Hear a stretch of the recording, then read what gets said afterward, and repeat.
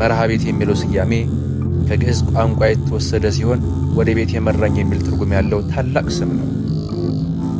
መርሃ ቤቴ በሰሜን ሸዋ አስተዳደር ውስጥ ያሉ 22 ወረዳዎች አንዷ ስትሆን ከአዲስ አበባ 182 ኪሎ ሜትር ርቀት ላይ ትገኛለች። በስተ ሰሜን ሚዳ ሬማ፣ በስተ ደቡብ ሞረትና ጅሩ፣ በስተ ምስራቅ መንዝ ጌራ ቀያ፣ በስተ ደቡብ ምዕራብ እንሳሮ፣ በስተ ሰሜን ምዕራብ ደግሞ ደራ ያዋስኗታል። ወረዳዋ 5 በመቶ ደጋ፣ 65 በመቶ ወይና ደጋ፣ 30 በመቶ በቆላማ የአየር ንብረት ውስጥ የምትገኝ ስትሆን በውስጧ በርካታ መንፈሳዊና ዓለማዊ የቱሪዝም ሀብቶችም አሉ።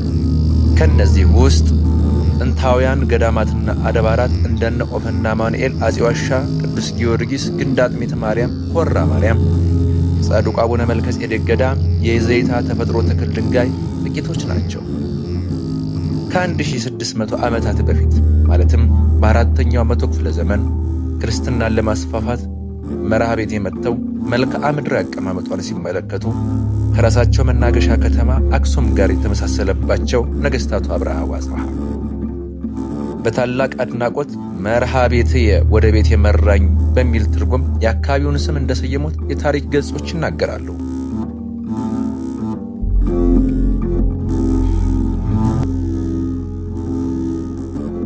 መርሃ ቤቴ ብዙ ስደተኞች ተሸሽገውባታል። የብዙ ነገሥታት ባለውለታ ናት።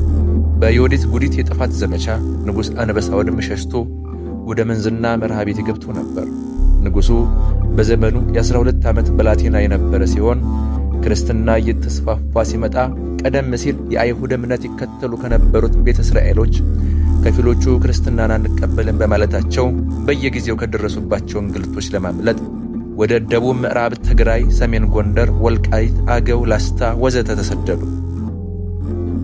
ይኸው የንጉሡ ግዳዣ ልጅ የሆነው አንበሳ ወድም የንጉሠ ነገሥትነቱን ሥልጣን በያዘበት ወቅት ክርስትናን ከመቀበል ይልቅ ስደትን ከመረጡ ከአይሁድ እምነት ተከታዮች ዘር የምትወለዱ ዮዲት ጉዲት በተለያዩ ክፍላተ ሀገራት ተበታትነው የሚገኙ ፈላሾችን አስተባብራ በክርስትና ሃይማኖት ላይ ጦርነትና ጥፋትን ለማስከተል ተንቀሳቀሰች። የዮዲትን ጭፍጨፋ መቋቋም የተሳናቸው የአክሱም መሳፍንት መኳንንትና ካህናት ሕፃኑ ንጉሥ አንበሳ ወድምና ታቦተ ጽዮንን ይዘው ወደ ሸዋ ከመርሃ ቤቴ ማዶ ካለው መንዝ ሸሹ። ዮዲት ጉዲትም የንጉሥን በዚህ መመሸግ በሰማች ጊዜ ሰራዊቱን ይዛ ወደ መንዝ ዘመተች። ይህንን የሰሙት ንጉሡና ተከታዮቹ ከታቦተ ጽዮን ጋር ይህንን ለመከላከል ይበልጥ የተሻለ ወደ ሆነው መርሃ ቤቴ ገቡ።